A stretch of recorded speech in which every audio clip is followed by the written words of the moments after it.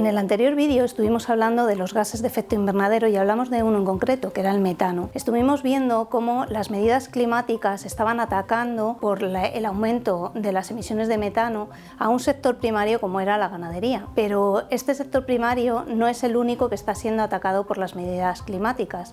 La agricultura es otro de los sectores que se está viendo afectado por las medidas, por las nuevas leyes que se están imponiendo desde Europa para paliar el calentamiento global. Parece que se han empeñado en que dejemos de comer carne y empecemos a comer hamburguesas de tofu, y a mí me parece perfecto que comamos hamburguesas de tofu si nos gustan y que la gente sea vegetariana o sea vegana.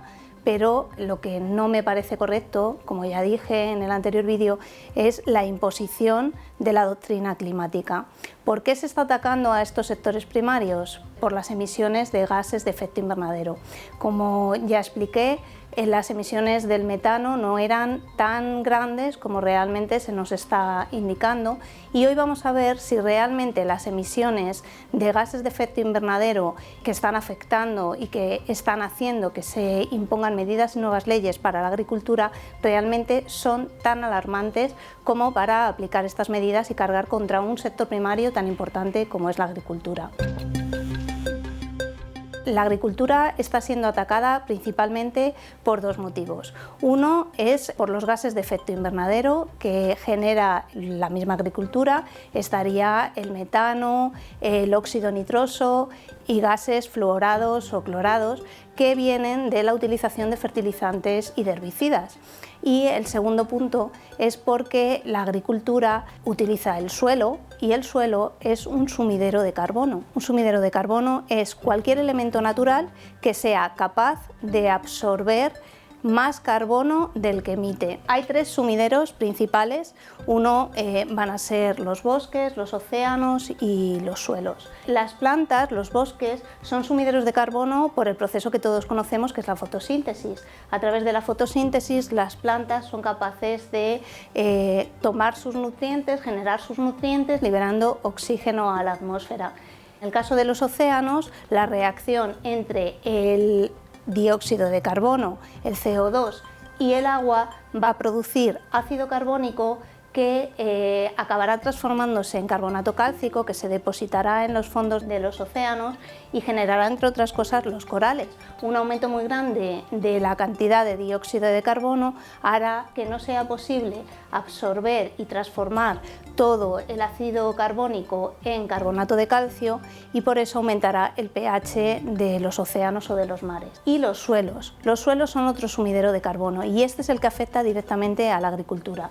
La materia orgánica, animal o vegetal, se descompone y genera nutrientes para las plantas y va a ir generando los depósitos de carbono en el suelo. La Organización de la ONU, que se encarga de la agricultura y de la alimentación, la FAO, indicó en sus informes que en los 30 primeros centímetros del suelo se almacena el doble del carbono que hay en la atmósfera. Lo que indican, y por eso se ataca a la agricultura, es que los procedimientos que se utilizan, como es la labranza o el arado, al remover la tierra libera el carbono a la atmósfera y además empobrece esos terrenos y hace que esos terrenos empobrecidos sean peores sumideros de carbono. Estos son los principales motivos por los que se está atacando a la agricultura, que es un sector primario. ¿Realmente hay que no escuchar a los agricultores? ¿Realmente hay que aplicar estas medidas? ¿Tan dramático es? Pues vamos a ver hoy los datos de emisiones de carbono. Como he dicho, los gases de efecto invernadero que están liberando en la agricultura no son todos el CO2, pero para poder hacer una estimación y ver realmente el impacto que tiene, vamos a hacer una equivalencia de esos gases con el dióxido de carbono, igual que hicimos la equivalencia con el metano. Vamos a ver los datos. Según la organización de la ONU, que se encarga de la alimentación y de la agricultura, los niveles mundiales de CO2 que se liberan al año son 57.000 millones de toneladas. El IPCC, que es el panel intergubernamental del cambio climático, lo que dice, la agricultura es responsable del 22% del CO2. Cuando hable de la agricultura iré separando lo que son tierras de cultivo y lo que es ganadería, porque muchas veces lo engloban dentro del mismo paquete. En este caso ese 22% responde a ganadería más tierras de cultivo. La FAO lo que indica es que hay 5.000 megahectáreas, que supone un 38% de la superficie de la tierra mundial, que se utilizan a la agricultura. De ellas, un tercio se utilizan como tierras de cultivo y 2/3 son praderas y pastizales, lo que serían sumideros de carbono.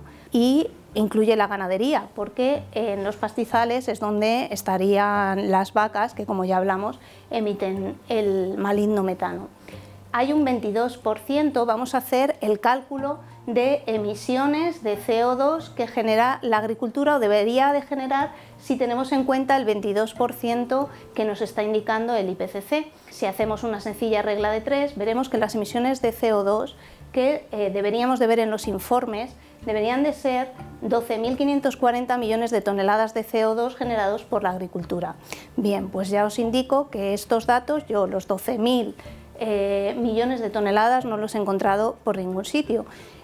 También tengo que decir que es difícil encontrar parámetros estándar en los informes y encontrar lo que son cantidades, se encuentran porcentajes de CO2. Aún así, vamos a dar los datos que se están recogiendo en estos informes de los organismos internacionales. La OCDE, la Organización para la Cooperación y Desarrollo Económico, lo que está indicando son millones de toneladas de CO2 al año que vienen derivadas de la agricultura en orden de países.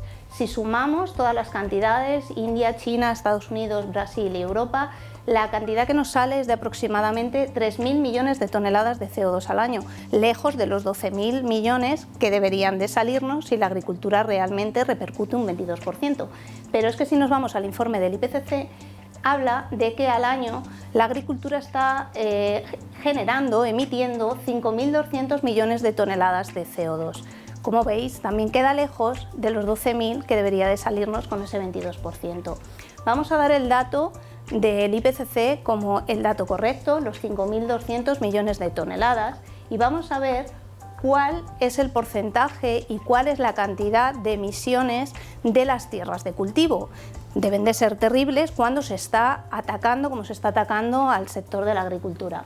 Pues bien, si tenemos en cuenta el dato que habíamos dicho inicialmente, que en la agricultura 1/3 son tierras de cultivo, lo que estamos viendo es que realmente las tierras de cultivo están contribuyendo un 3% a las emisiones globales de CO2.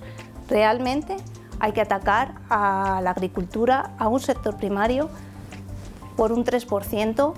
Vamos a reducir y vamos a conseguir frenar el calentamiento global teniendo en cuenta este 3%.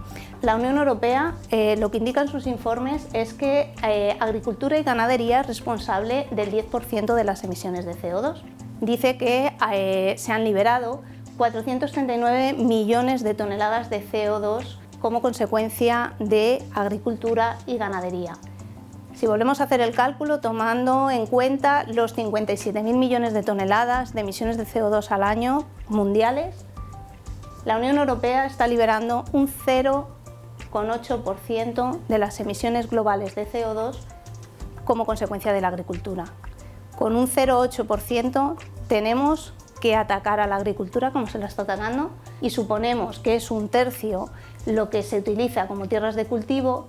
La cantidad es todavía más ridícula, estamos hablando de un 0,26% de las emisiones globales. Estos son los datos que facilita el Ministerio de Transición Ecológica. Lo que nos está indicando es que la agricultura, teniendo en cuenta agricultura y ganadería, está generando 34 millones de toneladas de CO2 al año. Supone un 0,06% de las emisiones globales de CO2 a nivel mundial. Realmente no se puede defender la agricultura española teniendo un 0,06% de las emisiones globales.